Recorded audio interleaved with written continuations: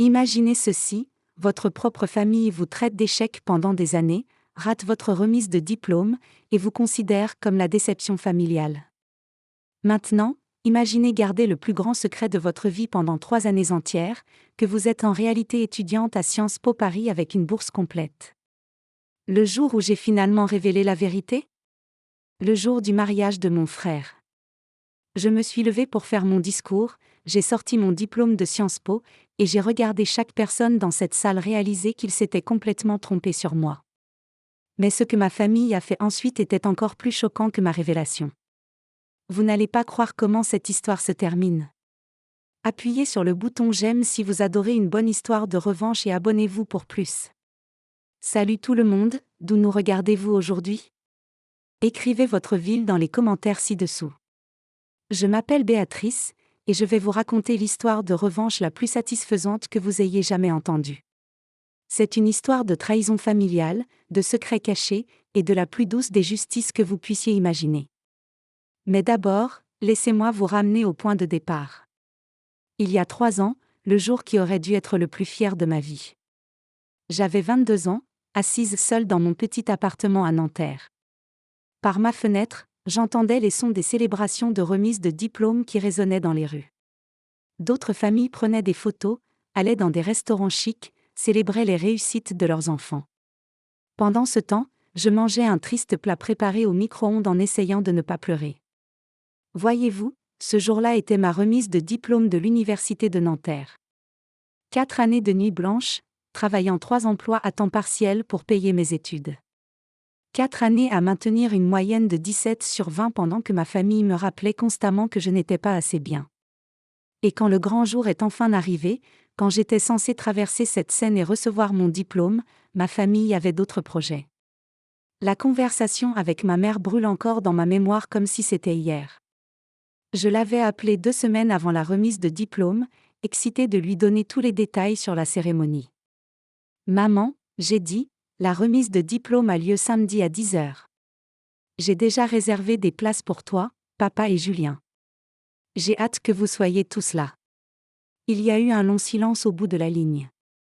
Puis elle a dit les mots qui ont brisé mon cœur en 1 million de morceaux. Oh chérie, nous ne pouvons pas venir à ta remise de diplôme. Ton frère Julien a quelque chose d'important ce jour-là. J'ai senti mon estomac se serrer. Quelque chose d'important? Plus important que ma remise de diplôme? Qu'est-ce qui pourrait être plus important que la remise de diplôme de votre fille? J'ai demandé, essayant de garder la blessure hors de ma voix. Eh bien, Julien rencontre les parents de Camille pour la première fois. Tu sais à quel point Camille est importante pour lui. Nous devons être là pour faire bonne impression. Je suis sûre que tu comprends. Camille était la petite amie de Julien depuis 6 mois. 6 mois. Et rencontrer ses parents était plus important que ma remise de diplôme pour laquelle j'avais travaillé 4 ans. J'ai essayé de raisonner avec elle. Maman, j'ai travaillé si dur pour ça. C'est une étape énorme pour moi. Est-ce que Julien ne peut pas reporter avec les parents de Camille? Béatrice, ne sois pas égoïste, elle a dit de ce ton condescendant que je connaissais si bien. La relation de Julien est sérieuse. Il pourrait épouser cette fille. Ta remise de diplôme n'est qu'une journée. Tu recevras ton diplôme par la poste de toute façon. Juste une journée. Ma remise de diplôme universitaire n'était qu'une journée pour elle. Mais je n'étais pas surprise. C'était exactement ce à quoi je m'attendais de ma famille. Julien était l'enfant doré qui ne pouvait rien faire de mal. Et j'étais la déception qui n'était jamais tout à fait à la hauteur. Permettez-moi de vous peindre un tableau de la dynamique de ma famille. Mes parents, Françoise et Michel, avaient toujours favorisé mon frère cadet Julien. Il avait 2 ans de moins que moi, mais d'une manière ou d'une autre, il était toujours la star du spectacle. Quand Julien jouait au football au club local, toute la famille s'entassait dans la voiture et conduisait 40 minutes pour regarder ses matchs. Quand j'étais dans la pièce de théâtre de l'école, ils étaient trop occupés pour y assister. Quand Julien voulait aller en colonie de vacances, mes parents payaient volontiers les 1 500 € de frais. Quand je voulais prendre des cours de piano, ils disaient qu'on ne pouvait pas se le permettre et que je devais me concentrer sur des choses plus pratiques. Le schéma a continué au lycée. Julien était le capitaine de l'équipe de football, et mes parents ne manquaient jamais un match. Ils avaient tout un mur dédié à ses trophées et récompenses. Pendant ce temps, j'étais major de ma classe au baccalauréat, et mes parents l'ont à peine reconnu. Ils ont dit que j'étais naturellement intelligente et que je n'avais pas à travailler pour ça comme Julien le faisait pour ses réussites sportives. Quand il fut temps de faire des demandes pour les études supérieures, le favoritisme devint encore plus évident. Julien voulait aller dans une école de commerce privée qui coûtait 15 000 € par an. Mes parents n'ont pas hésité à commencer un fonds d'études pour lui. Quand j'ai dit que je voulais aller à l'université de Nanterre, ils m'ont dit que je devrais trouver comment payer moi-même. Alors j'ai fait. J'ai travaillé chaque été et chaque week-end pendant le lycée. J'ai postulé pour chaque bourse que je pouvais trouver. J'ai contracté des prêts étudiants qui me prendraient des années à rembourser. Et d'une manière ou d'une autre, j'ai réussi. Mais même quand j'ai réussi malgré leur manque de soutien, ce n'était jamais assez. Chaque réussite était diminuée, chaque accomplissement était rejeté. J'ai obtenu mon baccalauréat avec mention très bien et j'ai été accepté à l'université de Nanterre avec une bourse partielle. Leur réaction ?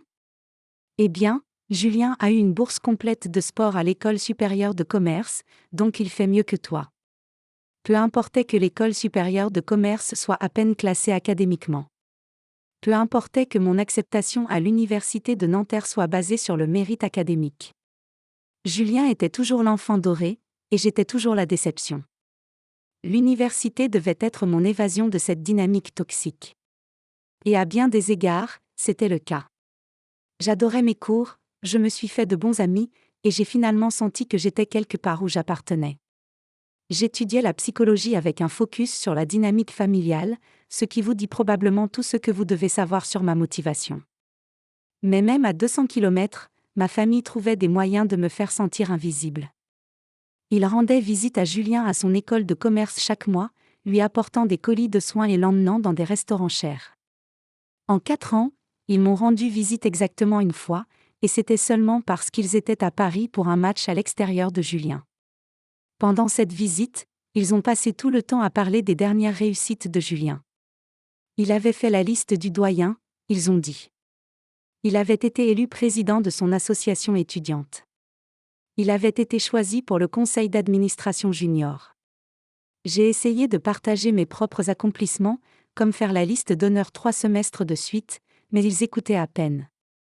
L'ironie, c'est que l'expérience universitaire de Julien était tout ce qu'on pouvait attendre de quelqu'un à qui tout avait été donné. Il faisait la fête constamment, maintenait à peine une moyenne de 12/20, et naviguait grâce à sa bourse sportive.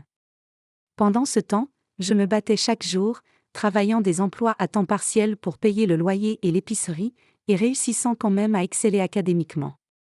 Mais rien de tout cela n'importait à mes parents. Julien était leur fierté et leur joie, et j'étais juste la fille qui était censée être reconnaissante pour les miettes d'attention qu'ils me jetaient. Alors quand le jour de la remise de diplôme est arrivé et qu'ils ont choisi la rencontre avec la petite amie de Julien plutôt que ma cérémonie, je n'étais pas choquée. J'étais dévastée, mais pas choquée. Je me suis assise dans cet appartement vide, regardant le coucher de soleil par ma fenêtre, me sentant plus seule que je ne m'étais jamais sentie de ma vie.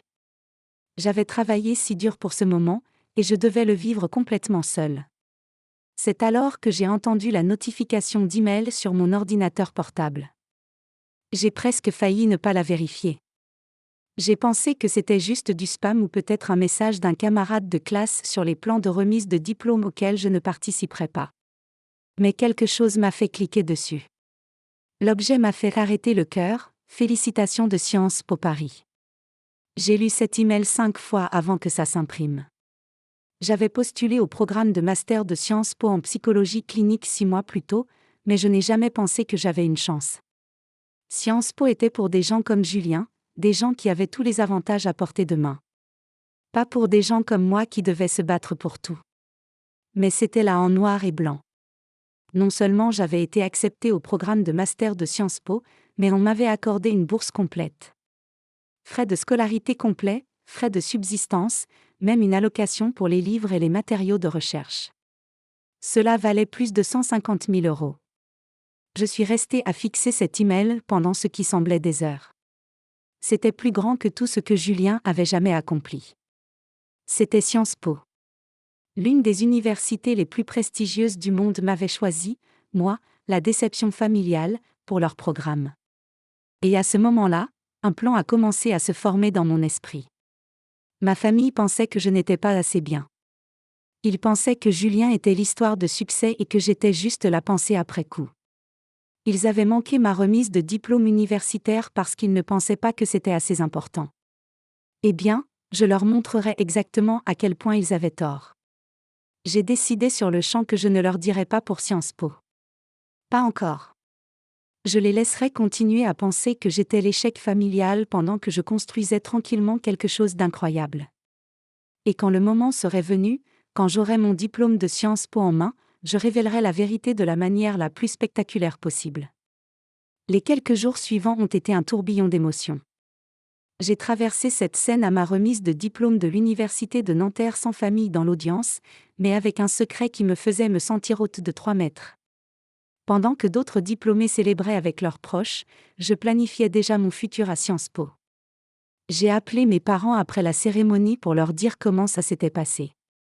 La réponse de ma mère était typiquement dédaigneuse. « C'est bien, chérie. Comment s'est passée la rencontre de Julien avec les parents de Camille ?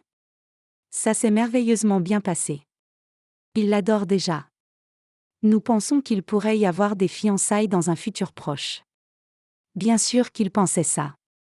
Même le jour de ma remise de diplôme, la conversation devait être sur Julien. Je suis si heureuse pour lui, j'ai dit, et je le pensais vraiment. Parce que pendant qu'il se concentrait sur les fiançailles potentielles de Julien, j'étais sur le point d'embarquer dans le voyage le plus incroyable de ma vie. L'été entre obtenir mon diplôme de l'université de Nanterre et commencer à Sciences Po était la période la plus étrange de ma vie. Je devais maintenir la façade que j'étais juste une autre diplômée universitaire en difficulté cherchant du travail.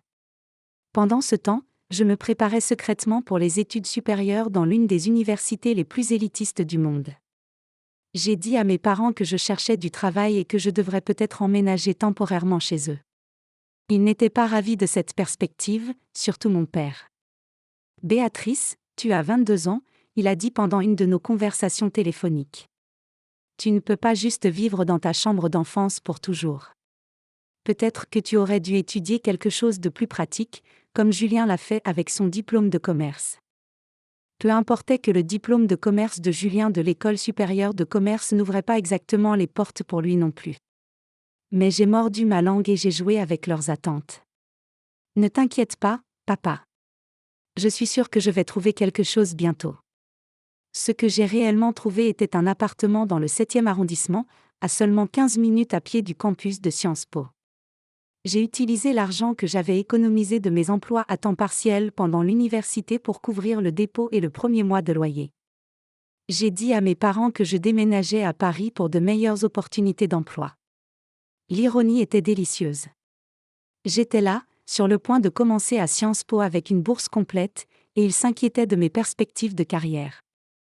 Le jour du déménagement était à la fois excitant et solitaire. Je n'avais pas beaucoup d'affaires, juste quelques boîtes de vêtements, livres et objets personnels. En déballant dans mon nouvel appartement, je pouvais voir le campus de Sciences Po depuis ma fenêtre de chambre. J'étais si proche de mon rêve, mais je ne pouvais pas partager mon excitation avec les gens qui étaient censés compter le plus. Je l'ai partagé avec ma meilleure amie d'université, Sophie. Elle était la seule personne qui connaissait la vérité sur Sciences Po, et elle était absolument furieuse contre ma famille. « Béatrice, tu dois leur dire », elle a dit pendant un de nos appels vidéo. « C'est Sciences Po dont nous parlons. Tes parents seraient aux anges s'ils savaient. » C'est exactement pourquoi je ne leur dis pas, j'ai répondu. Ils ont passé toute ma vie à me faire sentir que je n'étais pas assez bien. Ils ont manqué ma remise de diplôme pour la rencontre avec la petite amie de Julien. Maintenant ils doivent vivre avec les conséquences de leur choix. Sophie a secoué la tête. Tu joues un jeu dangereux. Et s'ils découvrent par eux-mêmes ? Comment découvriraient-ils ? Je ne poste rien à ce sujet sur les réseaux sociaux. Je ne le dis à personne sauf toi. Autant qu'ils sachent, je galère juste à trouver du travail comme n'importe quelle autre récente diplômée. Et c'est exactement ce que je les ai laissés croire. Pendant tout cet été, Mes parents appelaient périodiquement pour prendre des nouvelles. Mais leurs appels étaient toujours vraiment sur Julien. Il allait très bien, il me disait. Il avait décroché un stage dans une compagnie d'assurance locale grâce à l'une des connexions de mon père. Lui et Camille devenaient plus sérieux. Ils regardaient des appartements. Pendant ce temps, je me préparais pour l'un des programmes académiques les plus difficiles du pays, et il n'en avait aucune idée. La culpabilité a commencé à s'infiltrer parfois. Tard dans la nuit, je me demandais si j'étais trop dure. Peut-être que je devrais leur dire la vérité. Peut-être qu'ils me surprendraient avec leur soutien et leur fierté. Mais alors je me souvenais de toutes les fois où ils avaient rejeté mes réussites. Toutes les fois où ils avaient priorisé Julien sur moi. Toutes les fois où ils m'avaient fait me sentir invisible dans ma propre famille. Et je me souvenais d'être assise seule dans cet appartement le jour de ma remise de diplôme, mangeant un triste plat préparé au micro-ondes pendant qu'ils célébraient la rencontre avec la petite amie de Julien. Non, j'ai décidé. Ils avaient fait leur choix. Maintenant ils devraient vivre avec les conséquences. Août est arrivé plus vite que prévu, et soudain je marchais dans la cour de Sciences Po en tant qu'étudiante officielle de master. Le sentiment était surréaliste. Les bâtiments historiques, les murs couverts de lierre, le sens de l'histoire et du prestige partout où vous regardiez. J'appartenais ici, même si ma famille ne le savait pas encore. Mon premier jour de cours était intimidant de la meilleure façon possible. J'étais entourée de certains des esprits les plus brillants du monde entier. Mes professeurs étaient des légendes dans leur domaine. Les cours étaient difficiles au-delà de tout ce que j'avais vécu en licence. Et j'adorais absolument chaque minute. Mon directeur de thèse, professeure Elisabeth Dubois, était une experte reconnue en psychologie familiale et thérapie des traumatismes. Pendant notre première rencontre, elle a examiné mes documents de candidature avec un véritable intérêt. « Votre travail de licence est impressionnant, Béatrice », elle a dit, ajustant ses lunettes. « Votre mémoire sur la dynamique familiale et la réussite académique était particulièrement perspicace. Qu'est-ce qui vous a attiré vers ce domaine ? » J'ai choisi mes mots soigneusement. J'ai toujours été fascinée par la façon dont les relations familiales façonnent l'identité individuelle et le succès. Je veux comprendre pourquoi certaines personnes prospèrent malgré des situations familiales difficiles tandis que d'autres luttent. Elle a hoché la tête pensivement. L'expérience personnelle drive souvent les meilleures recherches. J'ai le sentiment que vous allez apporter des contributions significatives à ce domaine. Si seulement elle savait à quel point mon intérêt était vraiment personnel. La charge de travail à Sciences Po était intense, mais je m'y suis jetée avec tout ce que j'avais. Pendant que mes camarades de classe se plaignaient des devoirs de lecture et des exigences de recherche, j'étais énergisée par le défi. Chaque nuit tardive à la bibliothèque, chaque projet de recherche complexe, chaque examen exigeant était une preuve que j'appartenais à ce niveau. Et tout ce temps, ma famille n'en avait aucune idée. Mes conversations téléphoniques avec mes parents pendant ces premiers mois étaient presque comiques. Ils appelaient pour prendre des nouvelles, s'attendant clairement à entendre parler de mes difficultés sur le marché du travail. « Comment se passe la recherche d'emploi, chérie ?» Ma mère demandait avec ce ton de voix qui disait qu'elle s'attendait déjà à de mauvaises nouvelles. « Je cherche toujours », je répondais. Le marché est assez compétitif en ce moment. Ce n'était pas techniquement un mensonge. Je regardais le marché du travail, juste du point de vue de quelqu'un qui obtiendrait son diplôme de Sciences Po dans 2 ans plutôt que de quelqu'un ayant désespérément besoin de travail immédiatement. « Eh bien, ne te décourage pas », elle disait. Tout le monde ne peut pas avoir autant de chance que Julien. Ah oui, la chance de Julien. Laissez-moi vous parler de l'incroyable chance de Julien pendant cette période. Cet automne, Julien s'est fiancé avec Camille. L'annonce est venue pendant un de nos appels familiaux, avec mes parents pratiquement débordant d'excitation. « Béatrice, tu ne devineras jamais la merveilleuse nouvelle », ma mère a dit avec effusion. Julien a demandé Camille en mariage le week-end dernier. C'était si romantique. Il l'a emmenée dans ce restaurant chic du centre-ville, celui où ton père et moi avons dîné pour notre anniversaire. Il s'est mis à genoux juste là devant tout le monde. C'est merveilleux, j'ai dit, et j'étais vraiment heureuse pour Julien. Malgré tout, c'était toujours mon frère, et je voulais qu'il soit heureux. Félicitations à tous les deux. Nous sommes si fiers de lui, mon père a ajouté depuis l'arrière-plan. Il sait vraiment comment traiter une dame. Les parents de Camille sont aux anges aussi. Bien sûr qu'ils étaient fiers de lui. Julien pourrait éternuer et il serait fier de lui. La fête de fiançailles a lieu le mois prochain, ma mère a continué. Nous l'organisons au club de golf. La famille de Camille nous aide à tout planifier. Ça va être magnifique. Je n'ai pas été surprise quand l'invitation officielle est arrivée 3 semaines plus tard. Ce qui m'a surprise, c'était la date qu'ils avaient choisie pour le mariage lui-même, juin suivant, juste au moment où je finirais ma première année à Sciences Po. L'univers a tout un sens de l'humour parfois. Au fil des mois, je me suis installée dans une routine qui semblait à la fois enivrante et épuisante. Pendant la journée, j'étais Béatrice l'étudiante de Sciences Po, participant à des discussions académiques de haut niveau, menant des recherches qui pourraient vraiment faire une différence dans le domaine de la psychologie. Le soir, j'étais Béatrice la chercheuse d'emploi en difficulté, élaborant soigneusement des réponses aux questions de ma famille qui n'étaient pas techniquement des mensonges mais certainement pas toute la vérité non plus. Je leur ai dit que j'avais trouvé du travail à temps partiel en assistance de recherche, ce qui était vrai. Je faisais de l'assistance de recherche dans le cadre de mon programme de master. Je n'ai juste pas mentionné que c'était à Sciences Po et que j'étais payée par ma bourse d'études. Je leur ai dit que je suivais des cours de formation continue pour me rendre plus employable, ce qui était aussi vrai. Les cours de master de Sciences Po comptaient certainement comme formation continue, même s'ils étaient légèrement plus avancés que ce que mes parents imaginaient. La partie la plus difficile était de cacher mon succès académique. À Sciences Po, je prospérais d'une manière que je n'avais jamais vécue auparavant. Mes professeurs louaient mon travail, ma recherche attirait l'attention, et j'étais invitée à présenter lors de conférences académiques. En octobre, j'ai été sélectionnée pour présenter ma recherche sur l'ordre de naissance et la réussite académique lors d'une conférence régionale de psychologie. C'était un énorme honneur, surtout pour une étudiante de première année de master. Mais quand ma mère a appelé cette même semaine, j'ai dû prétendre que j'avais une semaine typique de recherche d'emploi. De bonnes nouvelles côté emploi ? Elle a demandé. Je reste occupée, j'ai répondu. J'ai eu quelques pistes prometteuses cette semaine. Pendant ce temps, je préparais littéralement à présenter ma recherche à des centaines de professionnels de la psychologie.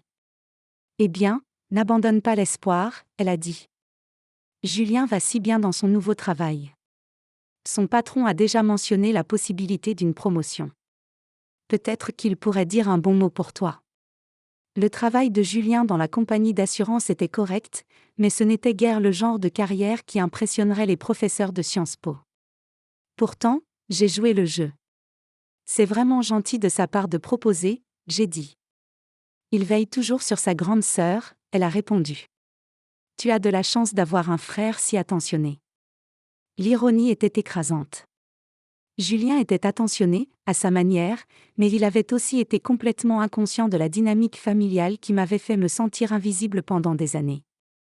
Il n'avait jamais eu à lutter pour l'attention ou l'approbation parce qu'elle lui était toujours librement donnée. Mais je commençais à réaliser que ce n'était pas entièrement la faute de Julien. Il avait été élevé pour croire qu'il était spécial, tout comme j'avais été élevée pour croire que j'étais ordinaire. Nous étions tous les deux produits des attentes et des biais de nos parents. Cette réalisation m'est venue pendant un de mes cours de psychologie sur la théorie des systèmes familiaux. Nous étudions comment les parents assignent inconsciemment des rôles à leurs enfants, et comment ces rôles peuvent devenir des prophéties autoréalisatrices. C'était comme lire ma propre étude de cas. Julien avait été assigné le rôle de l'accomplisseur, celui qui rendrait la famille fière. J'avais été assigné le rôle de la responsable, celle qui trouverait les choses par elle-même et ne causerait pas de problème. Et nous avions tous les deux joué nos rôles parfaitement.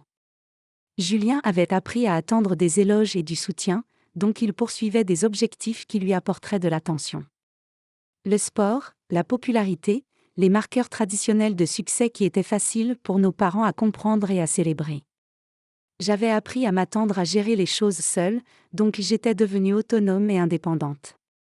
Je poursuivais des objectifs qui étaient personnellement significatifs plutôt qu'extérieurement impressionnants, et j'avais appris à ne pas attendre de reconnaissance pour mes réussites. Le problème était que mes parents ne s'étaient jamais donné la peine de regarder au-delà de ces rôles assignés pour voir qui nous étions vraiment en tant qu'individus. Cette compréhension m'a aidé à traiter ma colère, mais elle a aussi solidifié ma résolution. Je ne faisais plus ça juste pour la revanche. Je le faisais pour briser un modèle qui avait limité Julien et moi pendant toute notre vie. Les vacances d'hiver étaient particulièrement difficiles. Julien et Camille ont décidé de passer Noël chez nos parents, ce qui signifiait que j'étais censée rentrer à la maison aussi. Mais je ne pouvais pas exactement expliquer pourquoi j'avais besoin de rester à Paris pour travailler sur ma recherche de thèse. Je leur ai dit que j'avais pris du travail supplémentaire pendant les vacances et que je ne pouvais pas me permettre de prendre du temps libre. Ceci a été accueilli avec le mélange habituel de pitié et de critiques subtiles. « Chérie, tu travailles trop dur », ma mère a dit pendant notre appel. Peut-être que si tu étais plus flexible avec ton emploi du temps, tu aurais plus de chances de trouver un poste permanent. Je fais ce que je dois faire, j'ai répondu, essayant de garder la frustration hors de ma voix. Julien n'a jamais eu à travailler pendant les vacances de Noël à l'université, mon père a souligné utilement. Sa bourse sportive couvrait tout, donc il pouvait se concentrer sur ses études et profiter de son temps libre. Bien sûr que Julien n'avait jamais eu à travailler pendant les vacances de Noël. Julien n'avait jamais eu à travailler pour quoi que ce soit dans sa vie. Mais la vraie raison pour laquelle je ne pouvais pas rentrer à la maison pour Noël n'avait rien à voir avec le travail. J'avais peur que passer du temps prolongé avec ma famille rendrait impossible de garder mon secret. Le stress de maintenir la façade était déjà épuisant pendant de brefs appels téléphoniques. Je ne pouvais pas imaginer le faire pendant plusieurs jours d'affilée. Alors j'ai passé Noël seul dans mon appartement parisien, travaillant sur un article de recherche sur les effets psychologiques de la parentification dans les systèmes familiaux. L'ironie ne m'a pas échappé. Mon téléphone a sonné le matin de Noël. C'était un appel de groupe avec toute la famille, y compris Julien et Camille. « Joyeux Noël, ma chérie », ma mère a dit, sa voix artificiellement joyeuse de cette façon qu'elle avait quand elle essayait de compenser quelque chose. « Tu nous manques tellement. Ce n'est pas pareil sans toi ici. » « Vous me manquez aussi », j'ai menti. « Comment va tout le monde ? » « Oh, nous passons le plus merveilleux moment », elle a dit avec effusion. Julien et Camille nous ont montré tous leurs plans de mariage. Le lieu est magnifique, et la robe de Camille est absolument superbe. Tu vas adorer quand tu la verras en juin. J'ai hâte, j'ai dit, et cette fois je ne mentais pas. Juin allait être très intéressant en effet. Julien a pris le téléphone pour me parler directement. Salut sœurette, comment tu tiens le coup ? Maman m'a dit que tu travailles pendant les vacances. C'est dur. Ça va, je lui ai dit. J'essaie juste de rester occupée et de gagner de l'argent. Écoute, il a dit, et je pouvais l'entendre s'éloigner des autres. Camille et moi avons parlé, et nous voulons que tu fasses un discours à notre mariage. Tu sais, le discours de la grande sœur. Ça te dit ? Mon cœur a commencé à battre la chamade. C'était parfait. Plus parfait que je n'aurais jamais pu planifier. Je serais honorée, Julien, j'ai dit. Merci de me le demander. Génial. Camille est vraiment excitée à ce sujet aussi. Elle a toujours voulu une sœur, tu sais. Elle a vraiment hâte d'apprendre à mieux te connaître. Pauvre Camille. Elle n'avait aucune idée dans quoi elle s'embarquait avec cette famille. Après avoir raccroché, je me suis assise dans mon appartement silencieux et j'ai commencé à planifier exactement ce que je dirais dans ce discours. D'ici juin, j'aurai ma première année à Sciences Po derrière moi. J'aurai des notes et des accomplissements qui feraient tourner les têtes de mes parents. Et j'aurai la plateforme parfaite pour tout révéler. Le semestre de printemps s'est écoulé dans un flou de cours, recherche et duperies soigneuses. Ma performance académique a continué à dépasser les attentes. J'ai été invitée à coécrire un article avec professeur Dubois sur la dynamique familiale et la réussite académique. J'ai été sélectionnée pour un poste de recherche d'été compétitif qui me paierait plus que ce que Julien gagnait à son travail d'assurance. Mais pour ma famille, j'étais toujours Béatrice en difficulté, survivant à peine avec du travail à temps partiel et des emplois temporaires. En avril, ma mère a appelé avec des mises à jour du mariage. Le traiteur est arrangé, et nous avons finalisé la liste des invités, elle a dit avec excitation. 200 personnes. Peux-tu y croire ? La famille de Camille connaît tout le monde en ville, et bien sûr nous avons dû inviter tous les collègues de ton père et nos voisins et amis de l'église. 200 personnes.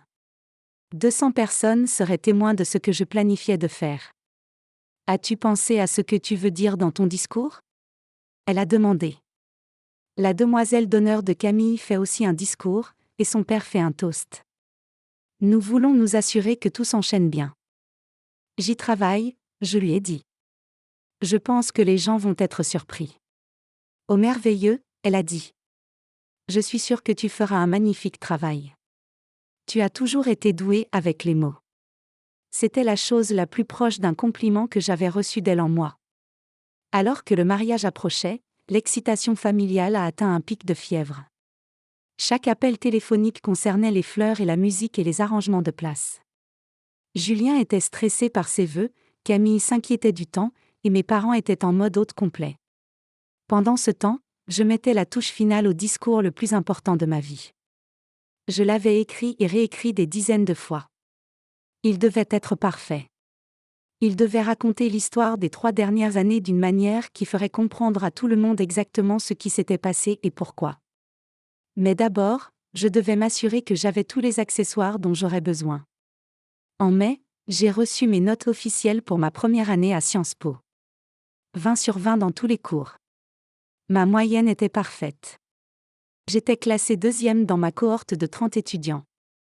J'ai aussi reçu une lettre de l'université me félicitant pour mes réussites académiques et m'informant que j'avais été sélectionnée pour un financement supplémentaire basé sur le mérite pour ma 2e année.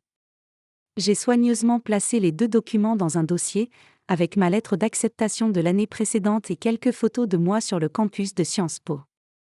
Puis je suis allée faire du shopping pour la robe parfaite pour le mariage. Quelque chose qui se photographierait bien et me ferait me sentir confiante et puissante. La nuit avant le mariage de Julien, j'ai à peine dormi. J'ai répété mon discours encore et encore, m'assurant que j'avais chaque mot mémorisé. J'avais des copies de sauvegarde imprimées et glissées dans mon sac, au cas où.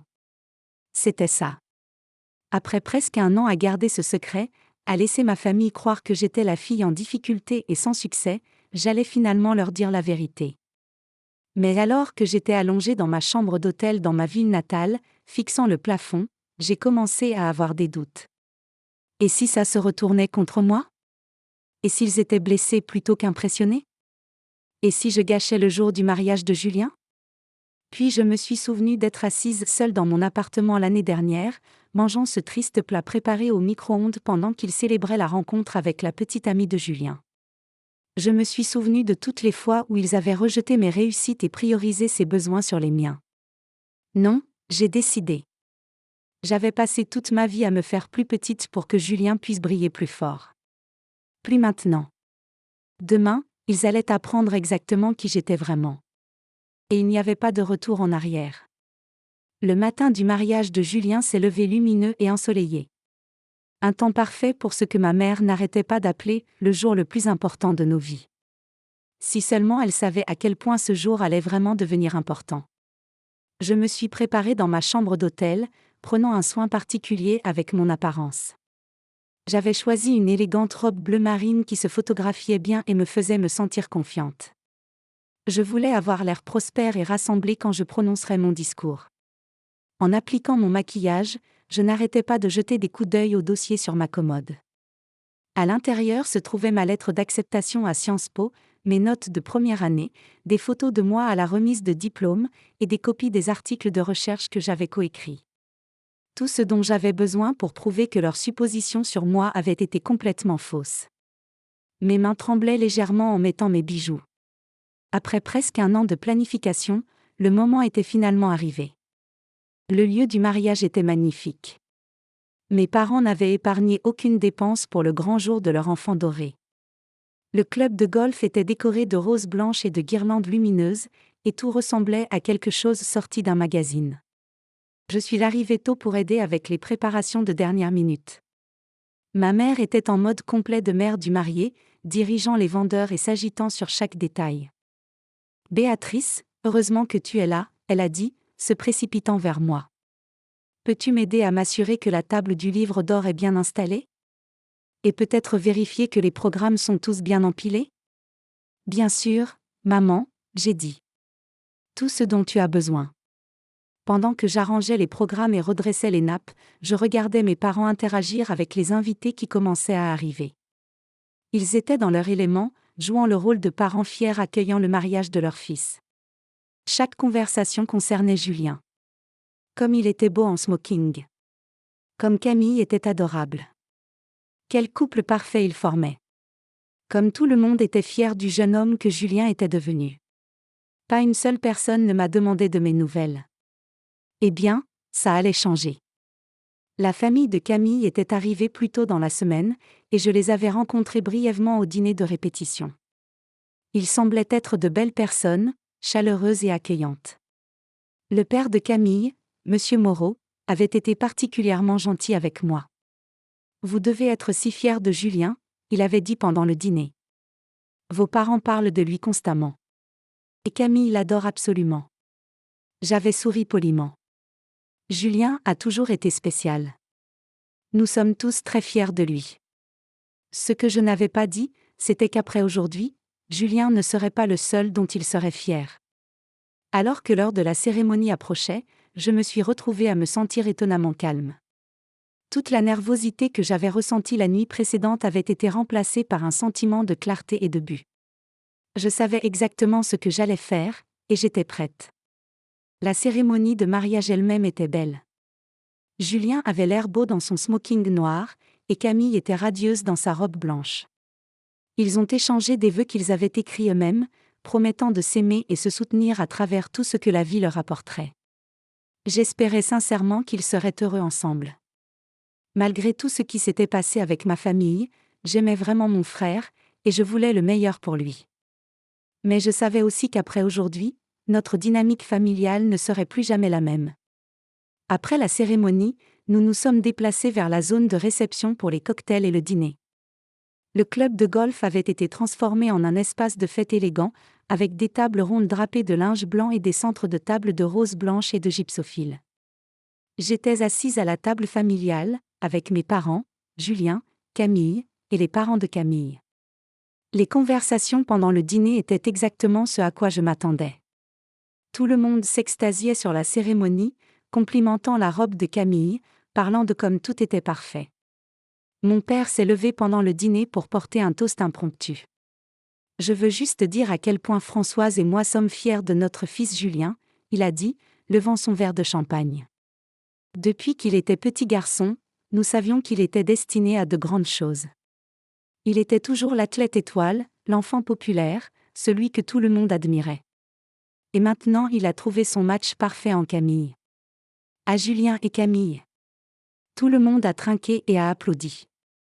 J'ai souri et participé, mais à l'intérieur je pensais à comme ce toast allait sonner différemment dans environ 30 minutes. Alors que le dîner se terminait, le DJ a annoncé qu'il était temps pour les discours. La demoiselle d'honneur de Camille est passée en première, racontant des histoires amusantes sur leur amitié et accueillant Julien dans leur famille. Puis le père de Camille a donné un discours touchant sur le fait de gagner un fils.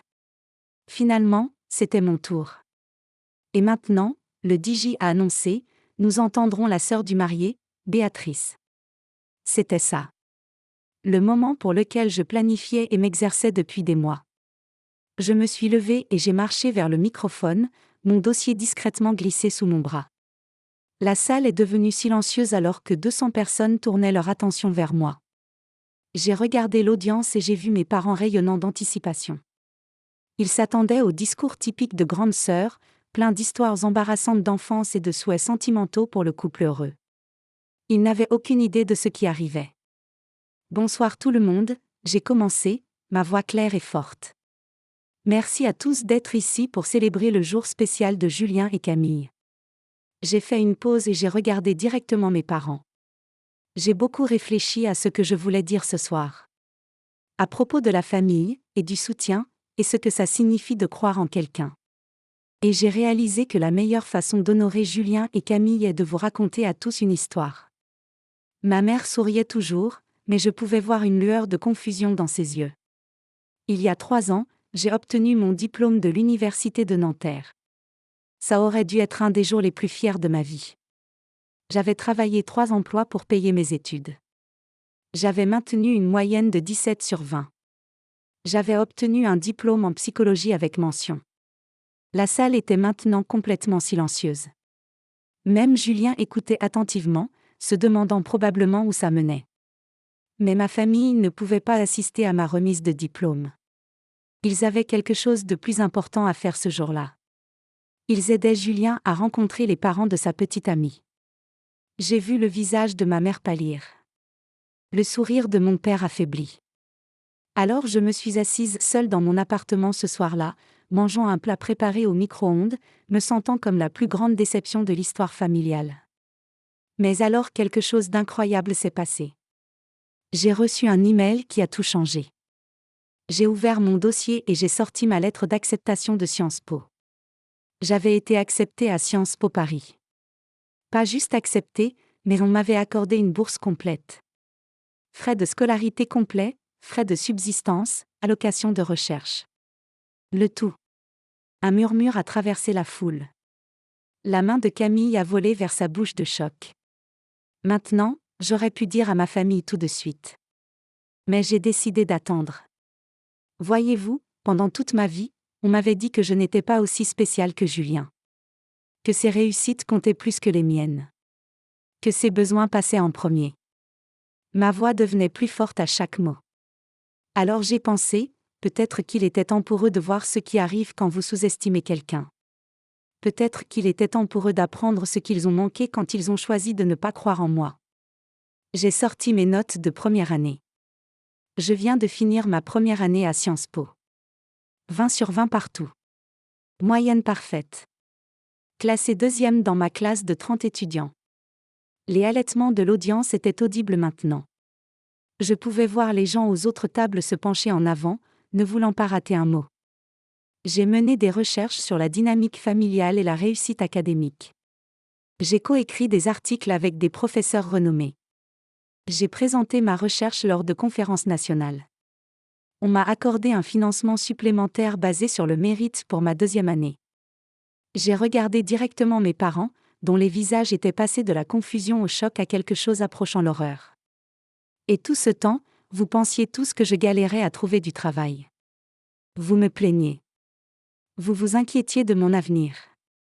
Vous suggériez que peut-être Julien pourrait m'aider à trouver un emploi. Ma mère avait l'air d'être sur le point de s'évanouir. Mon père serrait son verre de champagne si fort que j'ai pensé qu'il pourrait casser. Mais voici ce que j'ai appris en étudiant la psychologie familiale, j'ai continué. Quand les parents favorisent constamment un enfant par rapport à un autre, ils ne blessent pas juste l'enfant qui est ignoré. Ils rendent aussi un mauvais service à l'enfant favorisé, qui grandit sans jamais avoir à vraiment faire ses preuves ou développer de la résilience. Je me suis tournée vers Julien, qui me fixait bouche bée. Julien, je t'aime. Tu es mon frère, et je veux que tu sois heureux. Mais tu n'as jamais eu à te battre pour quoi que ce soit dans ta vie. Maman et papa t'ont donné toutes les opportunités sur un plateau, ont célébré chaque petit succès, et ont trouvé des excuses pour chaque échec. Maintenant je m'adressais à toute la salle. Pendant ce temps, ils m'ont appris à ne rien attendre. À travailler pour tout. À faire mes preuves encore et encore. Et vous savez quoi ? À la fin, ça m'a rendue plus forte. J'ai sorti les photos de moi à Sciences Po, aux conférences, recevant des prix.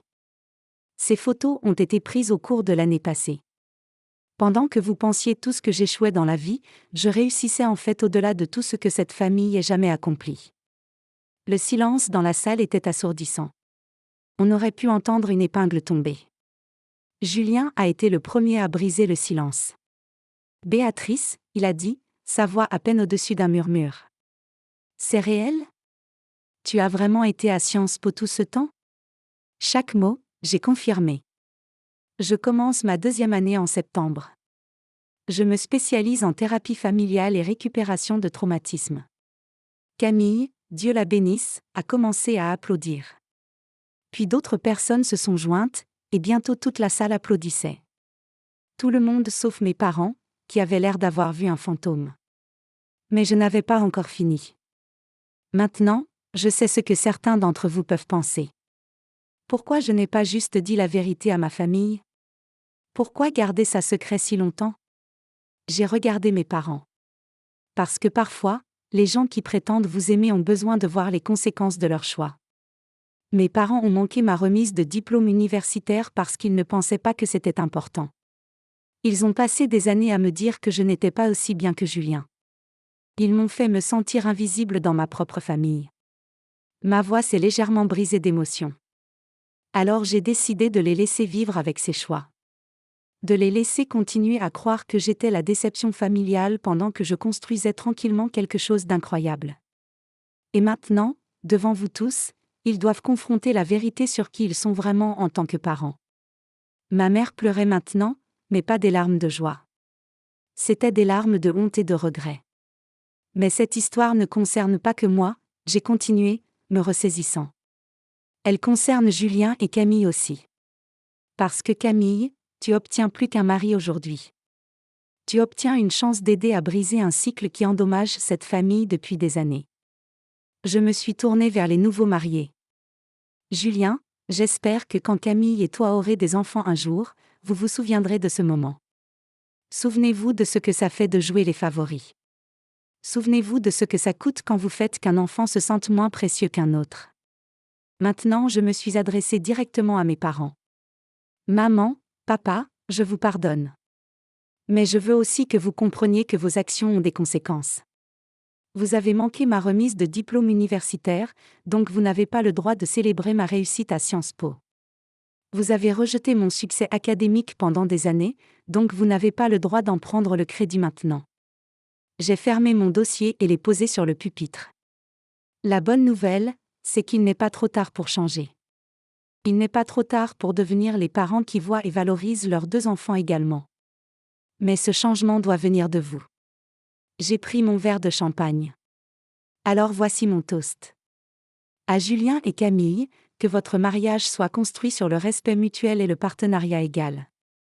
Puissiez-vous toujours voir le meilleur l'un dans l'autre et ne jamais vous tenir pour acquis. J'ai fait une pause et j'ai regardé autour de la salle. Et à tous les autres ici ce soir, souvenez-vous que parfois les silencieux, les négligés, ceux de qui vous n'attendez pas grand-chose, sont ceux qui vous surprendront le plus. J'ai levé mon verre. Au nouveau commencement, relation honnête, et le courage de voir les gens pour qui ils sont vraiment. La salle a éclaté en applaudissements. C'était le genre d'applaudissement qui vient quand les gens assistent à quelque chose de vraiment extraordinaire. Camille pleurait des larmes heureuses, et même certains invités s'essuyaient les yeux. Mais les réactions les plus importantes venaient de ma famille. Julien s'est levé et a marché vers moi. Pour un moment, j'ai pensé qu'il pourrait être en colère. Mais au lieu de ça, il m'a prise dans le plus gros câlin de ma vie. Putain, Béatrice, il a murmuré à mon oreille. Sciences Po ? Tu plaisantes ? Je suis si foutrement fière de toi que je ne peux même pas le supporter. Quand il s'est reculé, il y avait des larmes dans ses yeux. Je n'avais aucune idée, il a dit. Je veux dire, je savais que maman et papa étaient plus durs avec toi qu'avec moi, mais je ne réalisais pas à quel point c'était mauvais. Je suis désolée, sœurette. J'aurais dû plus te défendre. Ce n'est pas ta faute, Julien, je lui ai dit. Tu étais juste un enfant aussi. Nous jouions tous les deux les rôles qu'il nous avait donnés. Camille est venue me faire un câlin ensuite. C'était la chose la plus incroyable que j'ai jamais entendue, elle a dit. Je ne peux pas croire que tu aies gardé ce secret si longtemps. Tu dois avoir un self-control incroyable. J'ai répondu. J'avais besoin qu'ils comprennent vraiment ce qu'ils avaient fait. La réaction de mes parents était plus compliquée. Ils étaient clairement dévastés, mais je pouvais aussi voir les rouages tourner alors qu'ils essayaient de traiter ce qui venait de se passer. Ma mère s'est approchée de moi avec hésitation. Béatrice, chérie, elle a dit, sa voix tremblante. Je ne sais pas quoi dire. Je n'avais aucune idée que tu te sentais comme ça à propos de nous. Comment pouviez-vous ne pas savoir ? Je lui ai demandé. Vous avez manqué ma remise de diplôme. Vous n'avez jamais demandé de mes réussites. Vous me compariez constamment à Julien et me trouviez insuffisante. Nous pensions que nous aidions, mon père est intervenu. Nous pensions que Julien avait besoin de plus d'encouragement parce que les études te venaient naturellement. C'est exactement le problème, j'ai dit. Vous avez fait des suppositions sur nous deux au lieu de vraiment faire attention à qui nous étions en tant qu'individus. Ma mère pleurait plus fort maintenant. Peux-tu jamais nous pardonner? Elle a demandé. J'ai déjà dit que je vous pardonne, j'ai répondu. Mais le pardon n'efface pas le passé. Ça signifie juste que je suis prête à avancer si vous êtes prêt à faire le travail pour changer. Que veux-tu de nous? Mon père a demandé. Je veux que vous reconnaissiez que ce que vous avez fait était mal. Je veux que vous arrêtiez de jouer les favoris. Je veux que vous appreniez à me connaître en tant qu'adulte au lieu de me traiter comme la pensée après coup de la famille. J'ai fait une pause. Et je veux que vous soyez fiers de moi pour ce que j'ai vraiment accompli, pas juste surpris que j'ai accompli quoi que ce soit. Nous sommes fiers de toi, ma mère a dit rapidement. Nous sommes si incroyablement fiers. Non, je l'ai corrigé. Vous êtes choqués. Il y a une différence. La fierté aurait signifié célébrer mes réussites en cours de route, pas être surpris par elles à la fin. Le reste de la soirée était surréaliste. La nouvelle de mon discours s'est répandue rapidement dans la réception, et soudain tout le monde voulait me parler. Les invités qui m'avaient à peine reconnu plus tôt dans la soirée venaient me féliciter et me demander à propos de ma recherche. Les parents de Camille ont été particulièrement gracieux. Monsieur Moreau m'a prise à part pendant la partie danse de la soirée. Jeune femme, il a dit, c'était une des choses les plus courageuses auxquelles j'ai jamais assisté. Vous avez géré ça avec une grâce et une dignité incroyables. Merci, j'ai répondu. J'espère que je n'ai pas gâché le jour spécial de Julien et Camille. Vous plaisantez? Il a dit. Vous leur avez donné le plus grand cadeau de mariage possible. Vous leur avez montré à quoi ressemble la communication honnête dans une famille. Ça va bien les servir dans leur mariage. Alors que la nuit se terminait, Julien m'a trouvé encore.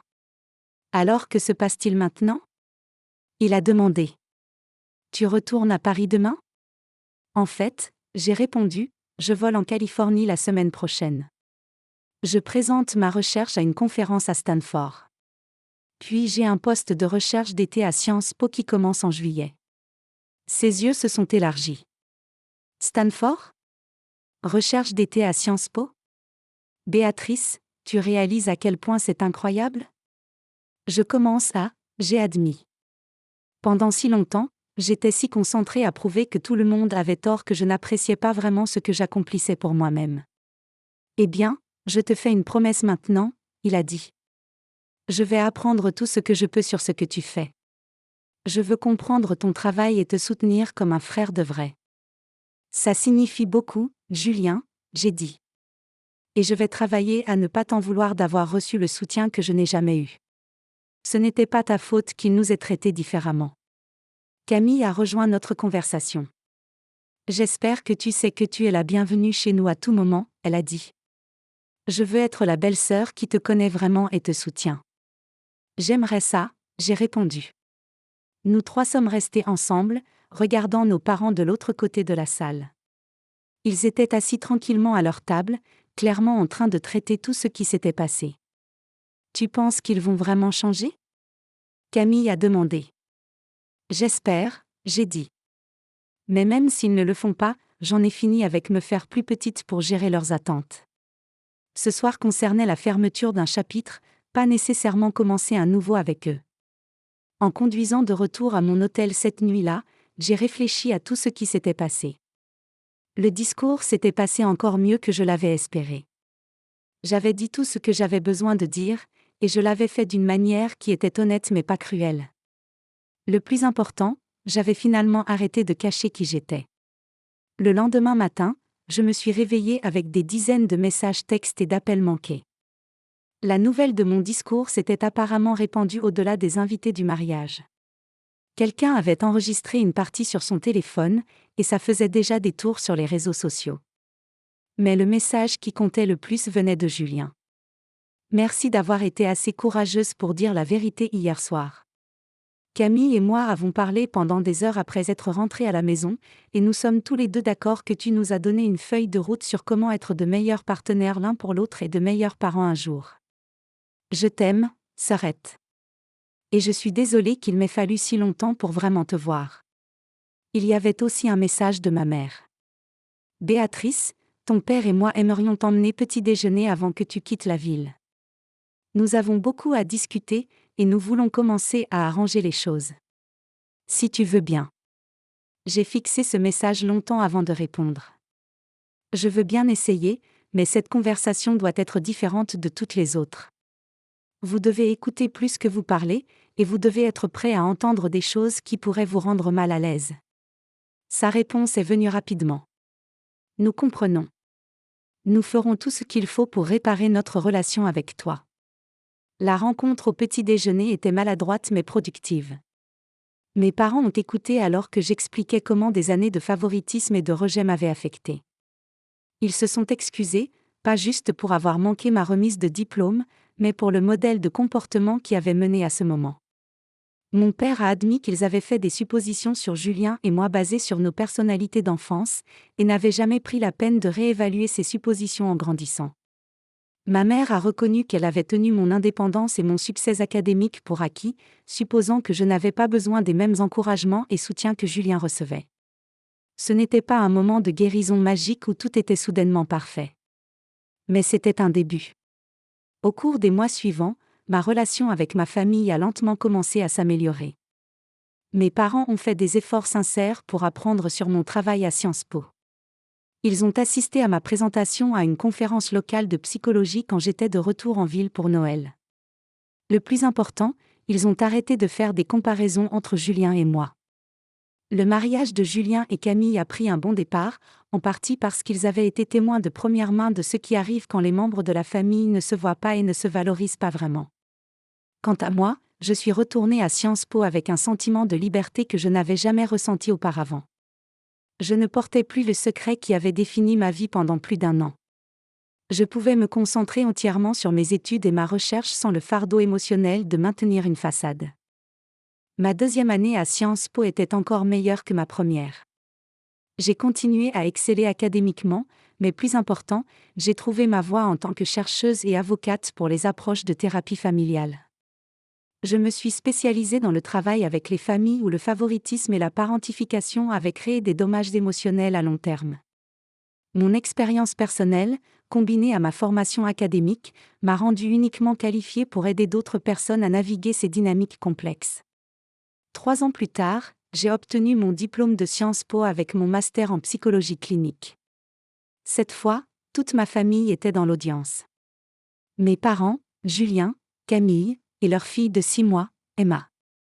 Après la cérémonie, mon père m'a prise à part. « J'ai besoin que tu saches quelque chose », il a dit. Te regarder traverser cette scène aujourd'hui était un des moments les plus fiers de ma vie. Pas parce que je suis surpris par ton succès, mais parce que je comprends finalement quelle personne incroyable tu as toujours été. Ma mère nous a rejoints. Nous t'avons fait défaut pendant tant d'années, elle a dit.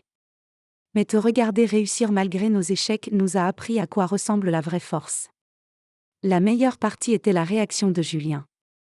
Il avait passé les 3 dernières années à apprendre sur la psychologie et la dynamique familiale, essayant sincèrement de comprendre mon travail. Quand j'ai traversé cette scène de Sciences Po, il a applaudi plus fort que n'importe qui dans l'audience. Après la remise de diplôme, on m'a offert un poste dans une clinique de thérapie familiale prestigieuse à Paris. J'ai aussi commencé à écrire un livre sur ma recherche sur le favoritisme et ses effets à long terme sur les relations familiales. Mais le résultat le plus satisfaisant de tout ce voyage n'était pas mon succès professionnel. C'était de regarder ma famille apprendre comment vraiment se voir et se valoriser. Julien et Camille élèvent Emma avec une égalité intentionnelle et une attention individuelle. Ils brisent le cycle qui avait endommagé notre famille pendant des générations. Mes parents sont devenus sincèrement soutenants des réussites de leurs 2 enfants. Ils posent des questions réfléchies sur mon travail, assistent à mes présentations professionnelles, et célèbrent mes succès sans les comparer à ceux de Julien. Et moi ?